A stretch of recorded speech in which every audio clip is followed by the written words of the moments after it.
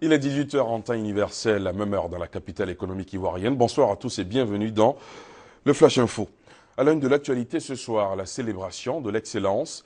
Quelques 55 personnes physiques et morales issues de l'administration publique, du secteur privé et de la société civile ayant fait preuve d'exemplarité dans l'accomplissement de leurs activités et leurs obligations ont été récompensées aujourd'hui à la faveur de l'édition 2014 de la Journée nationale de l'excellence. Les lauréats ont été félicités par le président de la République, vous le voyez sur ces images, avant de recevoir chacun un diplôme, un trophée et la somme de 10 millions de francs CFA. Sur les 55 prix décernés, 21 sont revenus au secteur public, 18 au secteur privé et 16 à la société civile. Au total, 36 personnes physiques et 19 personnes morales récompensées. La conférence au sommet du traité d'amitié et de coopération entre la Côte d'Ivoire et le Burkina Faso a pris fin hier. Les présidents Alassane Ouattara et Blaise Compaoré ont eu une convergence de vues sur l'ensemble des sujets. Dans la grande édition, nous reviendrons sur la synthèse de la cérémonie de clôture avec notre envoyé spécial à Ouagadougou. Et l'Afrique vient de perdre l'un de ses illustres fils, le grand réalisateur, chorégraphe, musicien et scénariste Souleymane Coly est décédé ce vendredi des suites d'une crise cardiaque à son domicile à Lambadji, banlieue de Conakry. Coly aurait eu une soudaine attaque cardiaque après avoir fini de prendre son petit déjeuner. Sa dépouille mortelle a été conduite à la morgue de l'hôpital sino-guinéen de Kipé, où le gouvernement est attendu pour les dispositions à prendre. Un sommet extraordinaire des États membres de l'Union du fleuve Mano, Guinée, Sierra Leone, Libéria et Côte d'Ivoire, consacré à la lutte contre la fièvre Ebola, s'est ouvert ce vendredi à Conakry.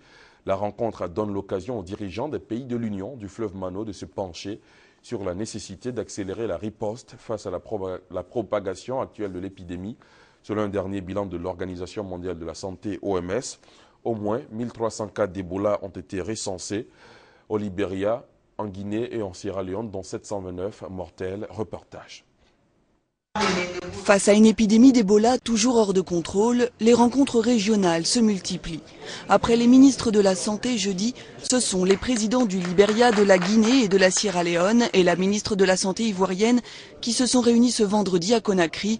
Également présente, la directrice de l'Organisation mondiale de la santé. L'OMS vient justement d'annoncer une augmentation des ressources pour lutter contre l'épidémie. Nous estimons qu'il faudra environ 100 millions de dollars pour financer le plan de réponse à Ebola. Ce plan dresse la liste de tout le personnel dont nous avons besoin pour répondre à l'épidémie, ce qui comprend des médecins, des infirmières, des logisticiens, des épidémiologistes et des experts en communication. Dernier bilan des victimes de la fièvre hémorragique, 1323 cas, dont 729 décès. Alors que la menace a longtemps été sous-évaluée, les mesures pour tenter de circonscrire l'épidémie se multiplient. Au Libéria, écoles et universités sont toutes fermées et ce vendredi 1er août était un jour chômé afin de désinfecter les bâtiments publics. De son côté, le président de la Sierra Leone a déclaré jeudi l'état d'urgence. Un nouveau centre de santé vient d'ouvrir ses portes à Laka, à l'ouest de Freetown, mais il faut encore recruter le personnel qui y travaillera aux côtés des membres de l'ONG Médecins sans frontières. La lutte contre cette épidémie demande beaucoup de personnel qualifié. C'est un véritable défi que nous devons relever. C'est aussi très difficile pour le personnel médical parce qu'ils ont déjà perdu beaucoup de leurs collègues. Parmi les mesures annoncées, l'escorte des travailleurs sanitaires par les forces de sécurité. Terrifiés par la maladie et les rumeurs qui l'accompagnent, les habitants des villages touchés rejettent parfois violemment le personnel médical accusé de propager le virus. Pourtant, même s'il n'existe aucun traitement contre Ebola, une prise en charge médicale rapide afin de traiter les symptômes de la fièvre hémorragique augmente les chances de survie des malades. Un quartier de la ville portuaire de Kaohsiung, dans le sud de Taïwan, a été secoué dans la soirée d'hier par plusieurs explosions dues au gaz. Ces explosions ont fait au moins 25 morts et près de 270 blessés, selon les autorités locales qui disent craindre que le bilan ne s'alourdisse encore. Moins de 6 heures après son entrée en vigueur, le cessez-le-feu entre Israël et le Hamas a volé en éclats ce vendredi. Un soldat israélien pourrait avoir été enlevé et 2 autres ont été tués dans le sud de Gaza.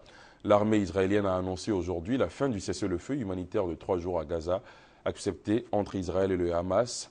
Cette trêve, inédite depuis le début du conflit, le 8 juillet, était entrée en vigueur à 10h GMT ce matin. Elle aura duré moins de 6 heures.